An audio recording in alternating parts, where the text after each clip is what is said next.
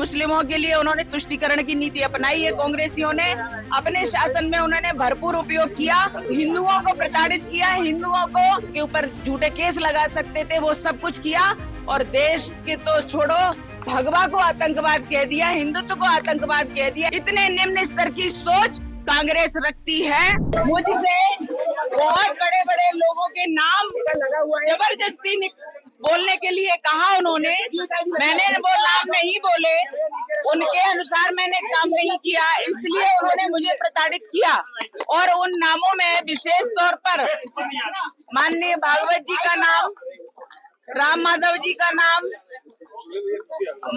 हमारे माननीय मोदी जी का नाम, योगी जी का नाम, माननीय इंद्रेश जी का नाम, और तमाम वो नेता जो बड़े बड़े नेता हैं उन लोगों के नाम लेने के लिए कहा कि उन्होंने कहा और हमने ऐसा किया, ये बोलो। मैंने उनकी बात को नहीं सुना और ना ही माना, इसलिए उन्होंने मुझे प्रताड़ित किया। परमवीर को लेके क्या कहेंगे? परमवीर ने आपको 20 से 25 दिन प्रताड़ित किया और वही नोटिस में एटीएस का चीफ था जो परेशान कर रहा था। मैंने बार बार ये कहा है, बहुत ही निकृष्ट, बहुत ही अधम व्यक्ति है परमवीर सिंह, क्योंकि उसने हर सीमा पार की है, हर कानून को तोड़ा है और कानून से बाहर जाकर के उसने मुझे प्रताड़नाएं दी हैं। अकेले परमवीर सिंह ने नहीं, पूरे एटीएस के अधिकारियों ने प्रताड़ित किया है, पुरुषों ने प्रताड़ित किया है, हर कानून को तोड़ा है उन्होंने। मुझे गैर कानूनी 13 दिन तक रखा और 11 दिन की कस्टडी, इस प्रकार से मैं 24 दिनों तक पुलिस कस्टडी में रही और प्रताड़नाएं झेलती रही एटीएस की। जब आपको अरेस्ट किया था उस समय इंदौर, शाजापुर के कुछ और लोग जिन्हें अरेस्ट किया था वो अब तक उन्होंने पूरे देश में एटीएस वालों ने एक पूरा भय बना करके रखा था मध्य प्रदेश में और पूरे देश में। इस प्रकार का भय बनाया कि कोई भी व्यक्ति अपनी भावना व्यक्त कर ही नहीं पा रहा था। जो लोग अंदर गए, जो सत्य के लिए लड़ रहे थे, उनके लिए भी कोई कुछ नहीं कह पाया। भयभीत करने का प्रयास था और भयभीत किया उन्होंने, क्योंकि कांग्रेस का शासन था महाराष्ट्र में, देश में कांग्रेस का यूपीए का शासन था, इसलिए उन्होंने पूरी एजेंसियों का, जो सरकारी एजेंसी है, सबका दुरुपयोग किया और उनको भ्रष्ट बनाया। ये पूरे यूपीए सरकार का काम था। कुछ लोग ऐसे जो इन्होंने प्रताड़नाएं दी एटीएस वालों ने, तो वो लोग अपनी जान गंवा दिए, यानी देश पर आहूत हो गए हैं। लेकिन उनके पत्नी को आज पता नहीं है कि उनकी डेड बॉडी कहाँ है, वो कहाँ है। उनकी पत्नी कहती है मैं सदवा हूँ या विधवा हूँ, मुझे कहिए जज साहब, बताइए मुझे।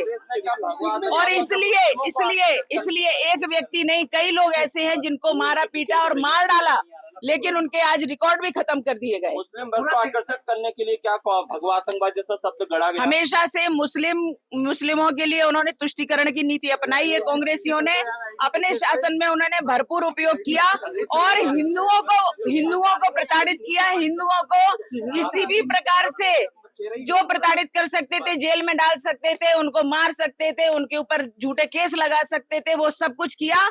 और देश के तो छोड़ो भगवा को आतंकवाद कह दिया, हिंदुत्व को आतंकवाद कह दिया। ऐसी निकृष्टता, इतने निम्न स्तर की सोच कांग्रेस रखती है और कांग्रेस ने ये कुचक्र रचा और ये देशद्रोहिता में आता है। जिन्होंने भगवा को आतंकवाद कहा, आपको लेकर ऐसे सवाल उठा है, इतनी यातनाएं आपने चली, ऐसे लोगों के लिए क्या समझ? कोई बात, जो लोग इस प्रकार के षड्यंत्र किए, देश के विरुद्ध, धर्म के विरुद्ध, हिंदुत्व के विरुद्ध, जिस प्रकार से उन्होंने षड्यंत्र किए और इतने सभी लोगों को, सेना को उन्होंने टारगेट किया, संतों को टारगेट किया, संघ को टारगेट किया और इस प्रकार से टारगेट करके ये सब देशभक्त हैं। ये सब देशभक्त हट जाएंगे तो कांग्रेस का फुल फ्लैश शासन आ जाएगा, ये उनकी नीति थी। लेकिन ऐसे लोगों ने जो कुचक्र रचा है, षड्यंत्र रचा है, हमारे जज साहब ने स्पष्ट उनके लिए आदेश दिया है कि ऐसे लोगों की जांच की जाए जिन्होंने गलत प्रस्तुति दी है और इस प्रकार से इतना बड़ा केस थोपा गया है। इनकी जांच हो और सजा हो, उनको निश्चित रूप से जांच होगी तो सजा होगी। दिग्भ्रमित का मेरे पास कोई उत्तर नहीं है, वो तो व्यक्ति बोलने लायक ही नहीं, उसका नाम ही नहीं लेना चाहिए। जो सुबह और दोपहर में उसका नाम लेगा, उसका दिन खराब हो जाएगा। क्या आप इनके खिलाफ वोट जाएंगे जिन्होंने आपको भगवा आतंकवादी कहा? बिल्कुल बिल्कुल, हमारी रणनीति जो रहेगी वो निश्चित रूप से हम आपको अवगत कराएंगे उसके बारे में, और जिन्होंने अत्याचार किए उनको तो निश्चित रूप से सजा मिलनी ही चाहिए। राजनीति